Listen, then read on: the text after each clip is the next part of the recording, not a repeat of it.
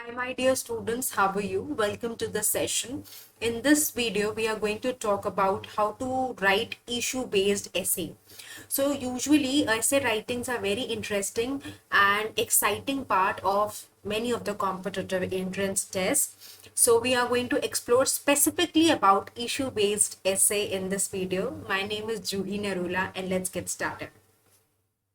So there is this special name to the section AWA. This is very prominently seen in GRE, GMAT, and nowadays many of the other MBA institutes also include essay writing in their entrance tests. Also, some of the placement tests also have this essay writing portion. So this is something which is very critical and important for you to know, because any random essay can be written anytime and anywhere. But how do you process your thoughts and how do you present them in an intelligent manner helps you crack the essay section intelligently, and that opens the door where you can actually score marks. Right. So one important thing when we talk about issue based essay, so let's first understand what is an issue based essay. Issue based essay is when any general topic is given and you need to write an essay on that. It can be on increasing prices of daily utility items. It can be about a political scenario. It can be based on an international situation. It can be on the relationship between India and Pakistan. It can be any random topic. So first important thing which any aptitude trainer would definitely suggest is that you start reading. Why? Because reading, like I'm sure in the previous videos that you have watched, I pay a lot of emphasis on reading, and at this point of time nothing will work better than reading a newspaper. Because when you're reading newspapers, you are not only getting practice for reading comprehension, that you're definitely getting, because you're reading various types of articles, so you're getting exposed, you're able to grasp the information, you are able to handle the data, you are able to understand the nitty-gritties, you are able to learn a lot of new words, you become creative, you understand how the ideas flow. And this really helps in, of course, solving comprehensions, and this really helps in interviews, this really helps in essay writing, because then you are having more knowledge, you are more aware about the topic. Now at times what happens is, we have seen so many of our students who are really well equipped with the language, they know how to write an essay, they have clear idea, they have clear thought processes, and they write exceptionally well, but still they are not able to perform because they are not aware about that particular topic. And let me tell you, the similar sort of a problem can also occur in GDs and PIs. Now you speak well, you are confident, you have a polished personality, but at the end of the day you are not aware about any contemporary issue. Then how would you present your views, right? How can you present your argument? How can you present your stance? You are not having sufficient ideas to communicate. So this should not happen, and this can only be sorted if you start reading. And let me tell you, this will also help you in general awareness section. So it's a win-win situation reading newspapers. It's helping you build vocabulary, it's helping you solve reading comprehensions effectively, it's going to help you in essay writing, it will help you in GDs and PIs, and of course it will help you in general awareness section. Right? So I'm sure you're going to take this advice very seriously of mine, and you will start reading. Now, another important thing is that while we are writing an essay, we have to have an analytical mind. Now, this word analytical comes from the word analysis. So you should be able to have a 360-degree view of that particular problem, right? You should have a solid clarity of how you will think, how would you present the ideas, how are you going to explore that particular thought process, how are you going to explain it, what are the examples you're going to institute, so that the argument that you present or the essay that you write comes out to be rational, right? At times it happens, right? You start watching a movie or you start watching a series, and you don't even want to move to the next episode, or you just would want to switch off the TV after 15 minutes because you're not liking the movie. This happens to books also, this happens to many of the articles also. And with social media coming in and you have so many options, nobody would want to stick to that particular thing, and would like to quickly switch on. This happens on even on the Insta feeds that you see, right? You're not liking it, you'll just look for some other option and move on. So we need to ensure that our argument is not of that sort. It should be able to catch the attention of the reader, and there lies your success. So how would it catch the attention? When it is very logical, it is rationally built, it is, gaining momentum and pace, right? It should not happen that initial point is one paragraph, two paragraphs are very attractive, later it really becomes weak and lingering or repetitive, otherwise people would not read, right? So even your person who's analyzing your essay, yeah, who's an invigilator, who's your grader, he or she would also see that, how effective you are in selling your ideas. Selling your idea means in the way you're presenting your ideas, right? So you have to be very, very skilled. And most unfortunate part is that students would not want to even, try writing 3 4 essays before going to the exams, which is a bad practice, right? You will only become better, you will only flourish, you will only be able to present a great analysis if you are in a state to, when you have practiced, you've got some feedback. If you've not got any feedback, if you don't know what are the mistakes that you're making, you're going to make the same mistakes again and again. So please make it a point that at least 3 to 5 essays should be written. Of course, if you're planning for civil services, number of essays, that you should practice, the number definitely goes up. But otherwise, 3 to 5 minimum and maximum 10 to 15 essays should be written to get into the momentum and to get clarity, to understand that how the game is played, right? So what happens is, like we are talking about, in issue based essay, an essay prompt is provided to you and you need to present your opinions, right? So you have to create a persuasive is where you're able to convince the reader about your ideas and thought processes, right? So that's what you need to do, right? So let's see, how do you do it? First important thing is that whatever time you are provided be, let's say this, that your time is 30 minutes. Okay, so we are taking this benchmark that the time provided is 30 minutes. Now if it is 40 minutes or if it is an hour, you can definitely, split the time accordingly as per the requirement. So whenever you see the essay prompt, what happens is, we are intelligent people. Now you must have worked hard, I'm assuming. So we are flooded with ideas, At that point of time, you will get so many ideas, you'll get very excited and you would feel like that, let me start writing my entire essay and, get done with it, right? That's the idea. But that's not a very wise thing to do, right? Instead, what you should do, spend 3 to 4 minutes to plan, to think about the ideas, to do some scratch paper work, where you're analyzing that what can be your opinion, how are you going to build that argument, how are you going to, support your ideology, right? How are you going to discuss the problem areas, or how are you going to talk about the solutions? Okay, so if there is this question, say for instance, that you have to talk about that, how can you improve your education policy? So, or do you think the education policy that India has currently, is it sufficient or not? If your answer is yes, then how are you going to support the ideas? What are the 3 points that you're going to present? What are the examples you're going to give? Do you have any stats to validate that? Or if you say no, then what are the 3 points that you would like to support in your argument or in your rationale, and how are you going to place, right? Please start with the most rational and logical point right at the beginning. It helps to, get that, you know, um, attractive factor or that appeal in your essay. So anything that you find is very wise, it's something out of all the points is the best point, and you can do absolute justice to that by explaining that particular point, and that will click with the audience. Please try to put that point initially, right? That somehow, stays with the grader for a longer time. If you're starting with a weak point, then what happens is that at times, the grader doesn't feel too excited to read the entire thing, right? So it's very important to decide the reasoning, the major points to support, and how would you establish, and the order you are going to present the reasoning. It should not look like that, it's a Pandora box. You're reading the essay, any point is emerging from anywhere. However, it should look like a real, thought-provoking effort done, where the ideas are flowing and, you have the right momentum towards them. So how do you do brainstorming? It is very, very important. At times, I always suggest my students that, brainstorming is very important. And how do you brainstorm? You do the T analysis, right? So how do you do the T analysis? You write the positive points on that particular idea and the negative points on that particular idea.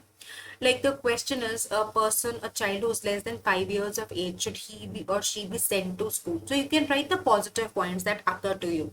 Maybe you get that if a child will go, then he'll get exposure, he'll become independent soon, and then this is, less than 5 years of the age is where the synoptic pruning is happening. So till 5, the student can absorb maximum information. So it's good for the child to go, right? Or for the negative one, you feel that pushing towards this random rat race too early. So you can write your points, and wherever you feel like you've got more points, you can take the discussion in that direction, right? So it's absolutely fine. Now there's some students who would, some people who would say that, ma'am, it's a common question that, ma'am, is it fine if we talk about negative ideas?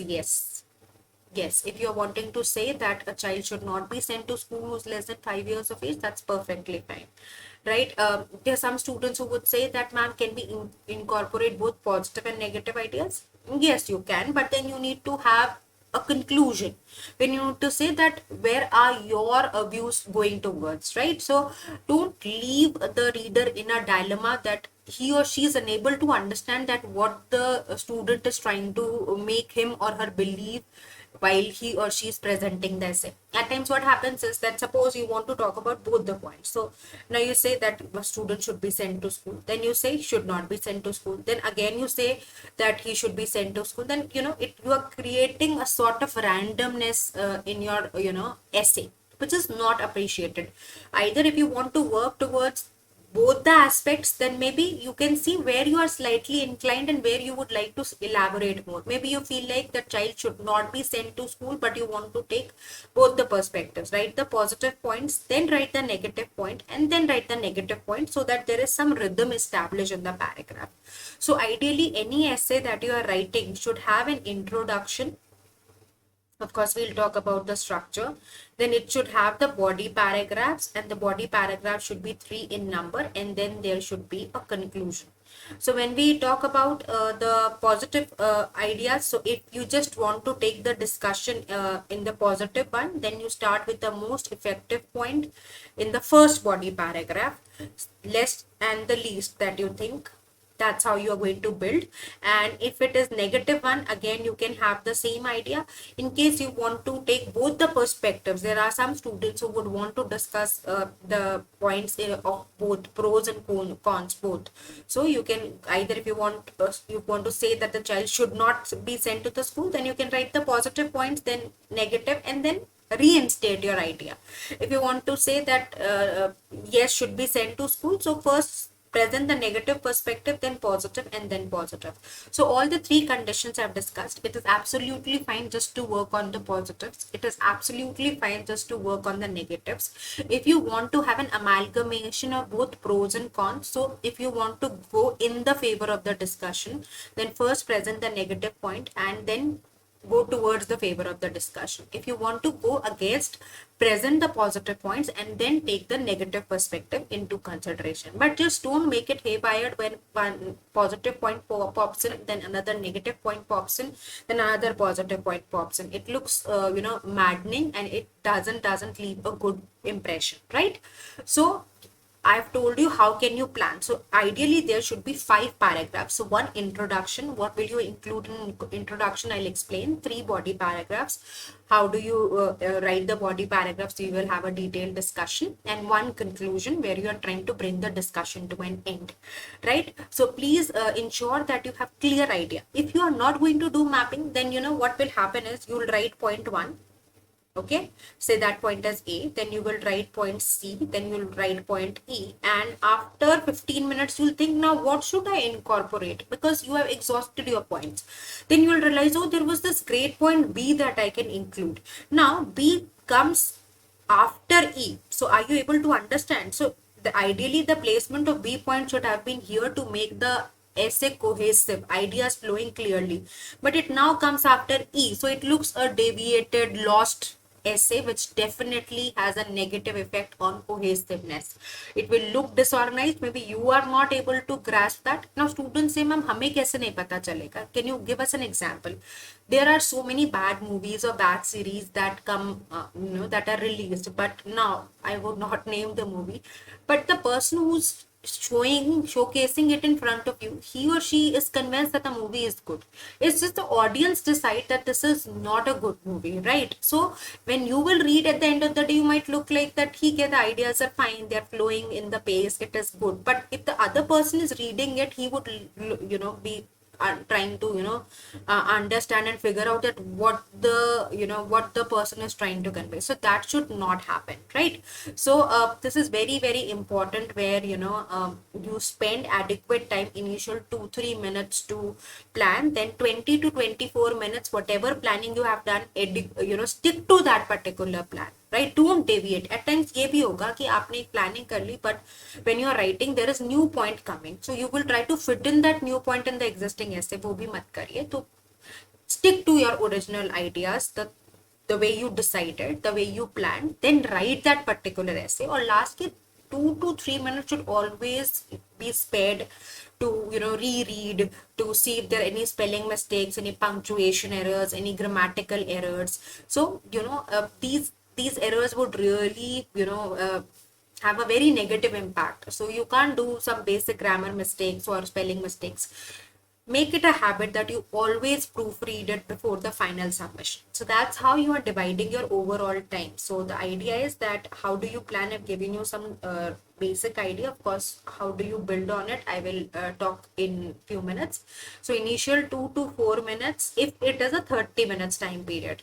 If it is not a 30 minutes time period, if it's a 15 minutes time period, or if it is a 45 minutes time period, or if it's an hour time period, you can on the similar grounds create an analogy and split. So this is for planning. So initially you need to plan and brainstorm, think throughout, because here this is an important step. Once you are done with this step, that means you have to just execute, right? So the next would be that you do execution for 20 to 24 minutes, which is roughly more than sufficient for execution, right? You have to write your ideas, and the last 2 to 3 minutes should always be to wrap up, where you are proofreading and ensuring that you're bringing the discussion to an end. Please ensure that you definitely have this sort of a plan in your mind, because at times what happens is you lose track of your time. You get so overwhelmed in the while you are writing in that moment. So that we wouldn't want. We would want that you are intelligently investing your time. So wherever you are making the notes, please quickly pen it down. I'll give you a minute that how do you split your time, so that you have clarity before you start practicing and writing your essays. So take a minute and make some quick notes for whatever points we have discussed so far, and then we take the discussion further.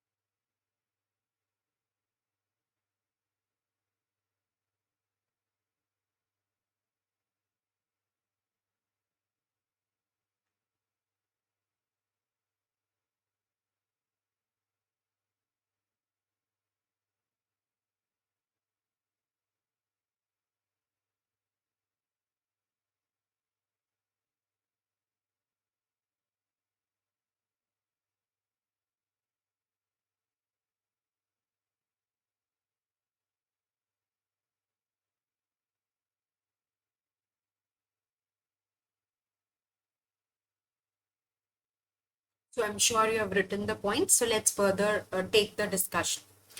So now the point is this, that how do we build the perspectives, right? So how do we create a persuasive commentary where you are trying to convince the grader of your point, and you should be able to strongly convince. There are some movies, I'm sure you have seen, when you, and in fact books also you have read, or in fact there are so many influencers these days who are just flooding the social media with their inputs. So there are some influencers, maybe Guru Gopal Das or Ankur Wariko or any other person or some teacher, some movie maker, that when you see the movie, that movie stays with you, right? Because you're very convinced with the narrative, right? So the same is your task, that whatever you are writing, that should be so convincing, and it should be discussed from various perspectives, and so many thought processes emerged into it, so many ideas exploding out of that essay, that the other person is strongly convinced of the point that you are trying to make. So that can only happen once you have that conviction, right? So that's very, very important, to have that sort of conviction and belief, and believing in your points. If you're not believing in your points, or if you're not yourself very convinced, then it would be very difficult to write something which would be convincing to others, right? So please keep this in mind, that this is the task. Now, what are we going to do? We are going to talk about the structure of an issue-based essay. That means, how do you write it? So it's basically a sort of a template that we are creating for ourselves. Now, before we actually get into the discussion, there is one disclaimer that I would like to present. Let's see, the way movie making, the way song making, poetry, or painting, or any creative thing is involved. There is no only one way to do it. Okay, so I'm sure you're able to understand. Whenever we are talking about creative processes, the people who are doing it are free to have his or her, idea to explore and present. Why do we create an argument structure? Why are we giving you a structure? Why am I writing the structure? Because this is the safest thing. If you feel like that you have your own style of doing it, and you can definitely do better, and you'll be able to write a convincing piece, then it is absolutely fine. You can go your way, right? So there is no compulsion in any essay writing a session that I take, that you have to stick and that's the only way. No, it's nothing of that sort. You can have your own ways. There can be multiple trainers presenting different ways, but what I've seen with my years of 12 years of experience, this template is the safest and helps you get more than average marks. So usually the students who apply this template usually get 80% of the total marks, which is a decent thing, right? So that would be my suggestion to you. And if you want to take this as a basic idea and then tweak the strategy here and there, then it's also absolutely fine. You can do that also, right? So let's start the discussion. Let's discuss that how do we create the structure of an issue-based essay. So my first important suggestion is that any essay that you write, until and unless it is asked, right, should incorporate 5 paragraphs. This is very, very important, very crucial. Paragraph writing is different. Essay writing is different. If they're asking you to write a paragraph, then there is just one paragraph needed. But if the person is asking you to write the essay, which is usually the task, you need to have 5 paragraphs minimum, right? So please definitely keep this advice in your mind, that less than 5 shows that you have scarcity of ideas. You don't have sufficient thought process. And if you write more than 5, then people are not interested, right? So usually any paragraph, then also if it's even if it's a 1 hour test or it's a 30 minutes test, still you can just stretch the number of lines, but still 5 paragraphs should do justice, right? So now what do we do in the introduction? Role is to help the author understand that what are we going to talk about. So it sets the base, right? So you are going to explain that what is this discussion on, but give a general idea, right? So what do you write in the opening paragraph? You provide a convincing opening that empathizes the grader of the given topic.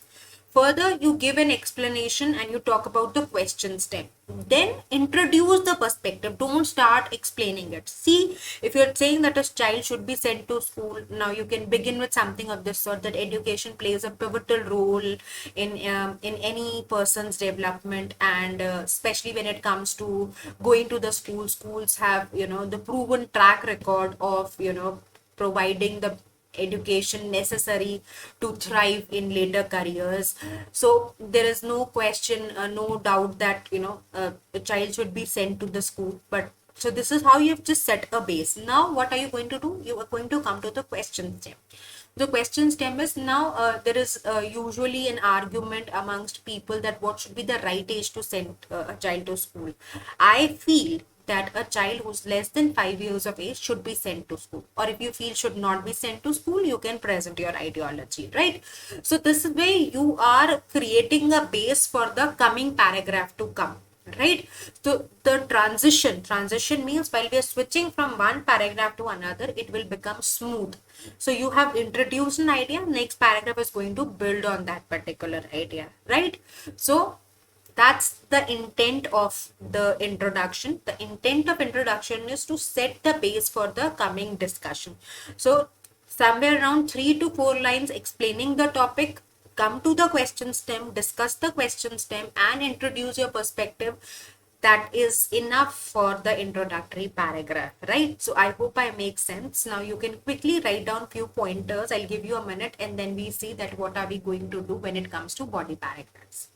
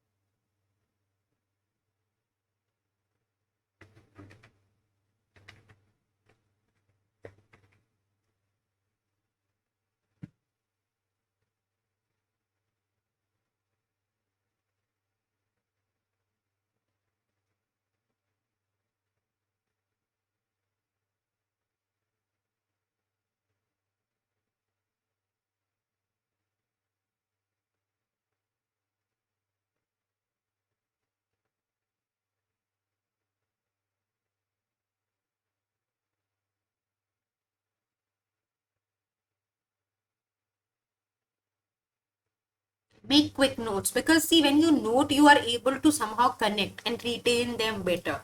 So some students would take the screenshots, which is also very smart way to do. I would not say that that's not a good thing, but when you write the gist, it saves time when you're revising, right? So let's further see that what do you do with the body paragraphs. So a very interesting approach that I'm going to write for you, and this approach is relevant for every paragraph, right? So there should be at least 3 body paragraphs. Let me again reinstate, if you are taking only one stand, say you want to take the discussion in the positive direction only, write the most important point, then write the less important point, and then write the least important point, right? So that you're at least starting with the bang. I mean, I'm not saying write loose points, but out of the 3 best points, something that you find the best, that should be presented before. Again, when you're presenting the discussion in the negative way, that means you want to talk towards the negative side of the discussion, then also the same strategy. That means out of the 3 or 4 major points that you're going to present in order to substantiate your claim, in order to support your claim, see, what are you trying to do? You're trying to reach to a claim or a conclusion, right? And in order to validate that conclusion, you are going to give some supporting statements, which we call evidence or premise. You're going to support your argument, right? So you're going to strengthen your claim, you're going to justify your claim, you're going to make your claim believable, right? So you, of course, while you are brainstorming, you're going to pick up the most rational points, and out of the rational points, the point that is closest to your heart, or you feel like that you can do great justice to it, that should be of course presented first, right? So that you can strategize and think while you are brainstorming, right? So now there can be one model also, which is of course where students want to discuss both the positive and the negatives. But again, if you're just discussing positive and negative and leaving it open ended, I feel doesn't show that you are a strong decision maker. So try to, even if it's a mild claim, try to bring a claim in the discussion, and that can only happen once you take a side, right? You can't leave it open ended. भाई ये positive point है, negative point है, अब तुम देख लो आपको क्या लगता है, आप ये बता सकते हो कि ये पॉजिटिव पॉइंट है, ये नेगेटिव पॉइंट है। मुझे ऐसा लगता है कि बच्चे को नहीं भेजना चाहिए 5 साल से पहले, तो उन्हीं आइडिया को फ्लरिश करते हुए थर्ड बॉडी पैराग्राफ क्रिएट कर लो। या आपको लगता है कि अच्छा देखो ये तो नेगेटिव पॉइंट है पर इतने सारे पॉजिटिव पॉइंट है, इसलिए मुझे लगता है कि बच्चे को भेज देना चाहिए less than 5 years of age, right? So the third body paragraph should be building on the idea that you can, support to some extent, right? So please ensure that just don't try to make the discussion loose, be left loose and open ended. That will not really help, right? So what do? We basically have this sort of an approach, and for each paragraph we try to build in a Teal approach. So Teal approach kya hai? For the first T, it is the topic or the key point that you are going to present, right? What is your justification?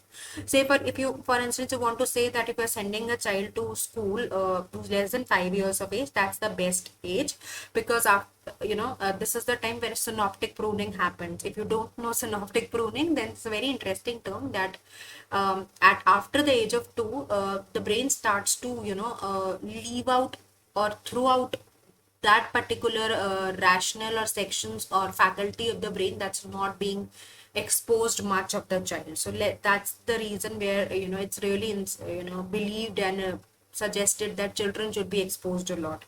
So you can talk about it in case you know it, or you would want to say that children are very flexible and eager to learn, very receptive at that point of time, or you can say that they'll start becoming independent once they go to school. So whatever you consider your key point that is going to help you establish the claim, whatever you are trying to say, that should be the major point. Then you need to elaborate or explain that particular point, right? Next is try to give an example and then link it to the next paragraph, right? So topic or key point, explanation, example, and linking it to the next point. See, why do we talk about, giving an example? Because any essay would definitely have 3 appeals to it. So what are those 3 appeals? There are these 3 appeals, a very interesting concept that you try to attract your audience. And this is for any profession or any creative form, emotional appeal, right? So you see that, celebrities come out and they talk about their personal lives, and they do talk about their personal failures or losses, or how did they overcome depression or any other problem, and they try to create an emotional bond, and audience also feel emotionally connected, right? So this is one appeal. Second is that you try to bring logic. So at times you are too driven by logic. No, ऐसा थोड़ी होता है, right? So that's when the logic is not clicking. So there is one way to connect to the audience, by giving logic.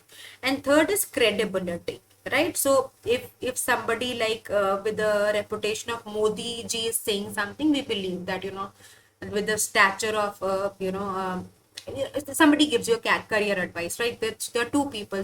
One is your friend and other is your senior who is who's passed out from IIM Ahmedabad. So of course you listen to what your senior is saying from IIM Ahmedabad, because that has got more credibility, right?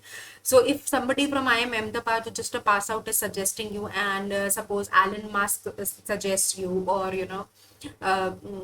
some maybe Anupam Mittal or some shark or some investor, or Steve Jobs or some CEO suggesting you, you will listen to the CEO, because that brings in more credibility. So you need to see that how and which type of appeal you use. Emotional appeal to attempt is slightly difficult, because you have to be really a pro in doing justice to that. But logic, of course, if you just give the simple example that my cousin's daughter was very shy, and she never felt like going to the school, or she was always cranky, and she was always a very introvert kid. But once she started going to the school, we can see a huge difference in the personality.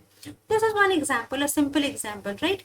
So you can include some examples that bring in more logic and credibility to the discussion, right? So this is very important, because by giving examples, people are able to connect better, right? They're able to associate the point in an effective way, right? You are able to do more justice to the idea that you are present, right? And always it is important that there should be a common link that goes throughout the essay. So it should not look like, oh, what happened? So there's this movie, the example that I always give. So there's this movie of Salman Khan and Asan, and there's a scene going on. All of a sudden, there's a romantic song that comes, and it's very difficult to digest that. How did this song come? Right? So there was no connection. This should not happen. It should look like, that there is a rhythm there. So always link the previous paragraph to the next paragraph, and that's what we call transitions. You can use a word like furthermore, moreover, yet, nonetheless, however you're deciding to take the discussion, but ensure there is some linking of the ideas and it doesn't look abrupt while you change the paragraphs, right? So this is something that you need to do with every body paragraph that you get. Maybe with if you are not having sufficient examples, the last paragraph you can still do away with an example, but at least try to incorporate 2 examples minimum and 3 at least to make your argument more interesting, effective, right? So you can quickly jot down some crucial points that you gathered from this discussion, and then we move to the next part.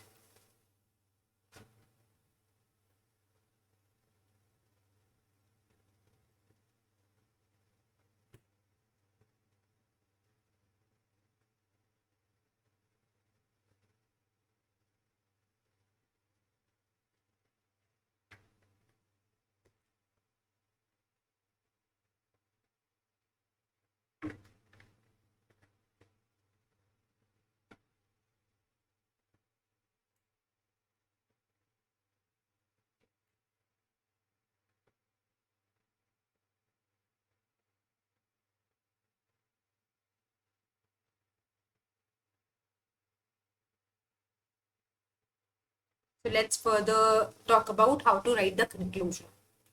Please ensure that you have a regular separate paragraph to write the conclusion. Don't merge the conclusion with any of the body paragraphs, right? There should be an exclusive paragraph for the conclusion where you are summarizing the points that you have discussed so far. The claim that you have tried to justify should be definitely reinstated. Please ensure that you are not including any new point in the conclusion. The moment you introduce a new point in the conclusion, it becomes another body paragraph. That means you have landed up writing an essay which is not having a conclusion in it, which is a sin, right? So please ensure that no new point is included in the conclusion. The average word limit of any essay can be somewhere around 300 words, right? So you can have around 3 to 5 lines in your introductory paragraph, right? So that includes having roughly around, if I say 10 words are there in one statement where you put a full stop, so that we count as a complete line. So somewhere around you have 50 words here, right? And if you're writing 3 body paragraphs, so there can be 5 to 7 lines in each body paragraph, right? So right, so that means we have somewhere around 200 lines here, right? 200 to 220 220 words here, sorry. 5 to 7 lines and 200 to 220 words, and there can be again 2 to 3 lines in the conclusion. So that brings an essay somewhere around 250 to 300 words, which should be more than sufficient. So I've exactly told you the number of lines which are required. The line is one where you start the opening statement and put a full stop. That we are counting as one line, and average words that we are including in a line would be 10 words, right? So this is the breakup that is usually expected. So you will be ranging somewhere between 250 to 300, 320 words, anywhere between there, depending on the length of your lines and the number of statements you're including, but that should be more than sufficient, right? So please jot it down, and then I have few suggestions that I would like to give to you when how to create that perfect essay. So take a minute, jot down these points, because at times students want the exact and accurate thing in the mind, that you just tell us the formula and then we'll apply. So more or less I'm trying to create a formula for you which would be very effective, but you can still pen it down and note the important details.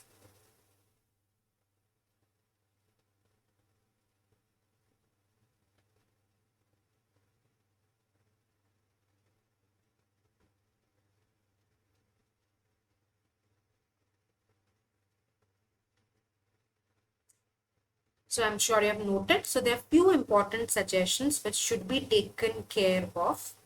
One is avoid very long sentences. What students do at times, they would write one very long sentence, two sentences, and just finishes the paragraph. It becomes so difficult for the grader to read one entire very long sentence. Imagine there's one line in the entire paragraph, so then it's not even a paragraph. To be a paragraph, it should at least have 2-3 lines. So that this is a common mistake that you do. Please ensure you're not doing it, right? So there can be, so you can have sentences of varied lengths, right? There can be some sentences which are short, there's some sentences which are very long, or some sentences which can be of average length, right? So this should not be done, this should be done, right? So varied, that's the point that I'm trying to make. Avoid grammatical mistakes. Please don't make grammatical errors, right? They leave a very bad impression. So if there are grammatical mistakes, definitely you are going to lose some points. And also spelling mistakes. So these two types of errors are strictly a no-no, and that is the reason I always say that proofread before the final submission. So once you proofread, you're able to identify these little mistakes that you're making here and there, and to a major extent. So studies say that at least 70% of the errors can be reduced if the proofreading is effectively done. So please ensure that you are doing this particular step, right? Another important thing is that do not present the ideas which you are not sure of, right? So here you are damaging the credibility. Suppose you are presenting a fact and you are not sure about that particular fact, and the grader knows about it. Suppose you're saying that this percentage of the population is uneducated, or is having this ailment, and the person is doing a research on it, and he or she knows the exact data, and he can absolutely understand that you're bluffing at this point of time. The credibility appeal will be drastically impacted. So this is my very strong suggestion to you, that don't present facts which you are not sure,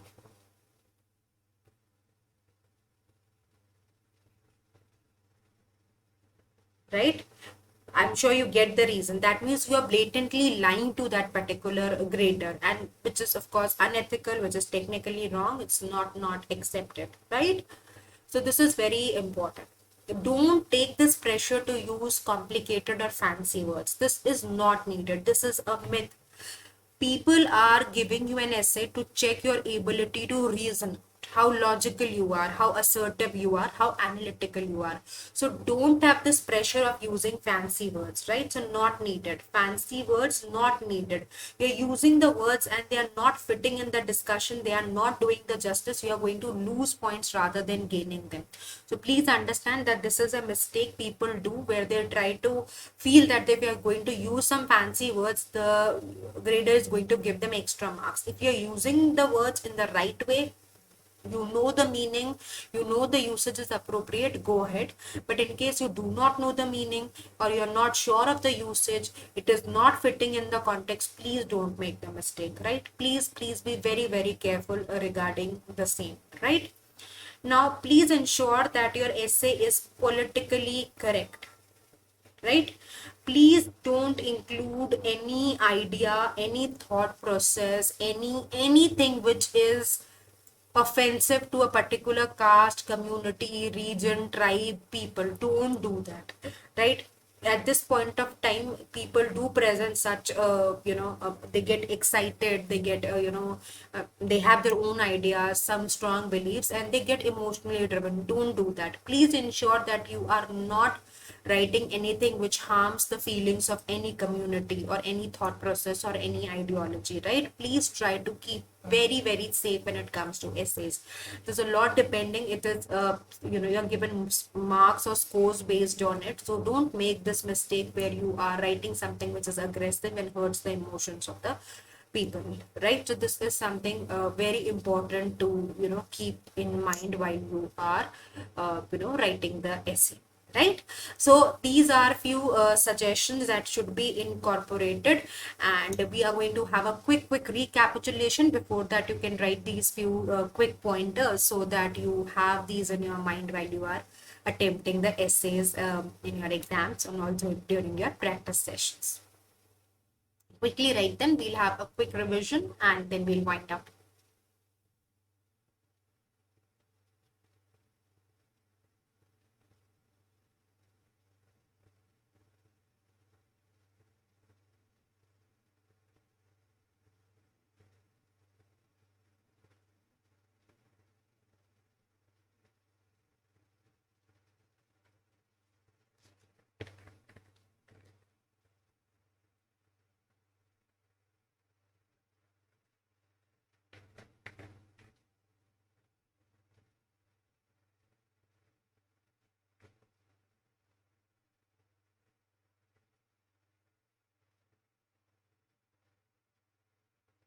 So I'm sure you have written.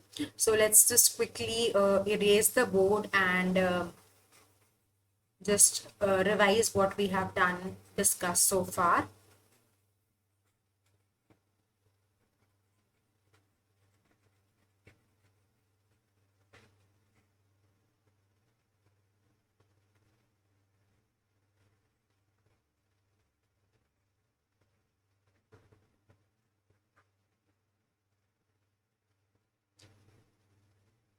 So yes, we have talked about the structure. So I've told you that this should have an introduction. Introduction talks about what? Body paragraphs, at least 3, right? So if you have a lot of points, then +1, but only when you are not repeating the points, right?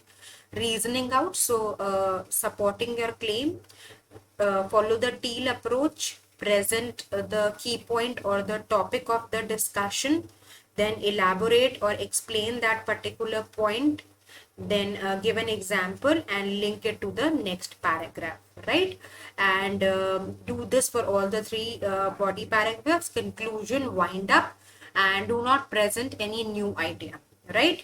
Also, to keep in mind, introduction can have 3 to 5 statements, right?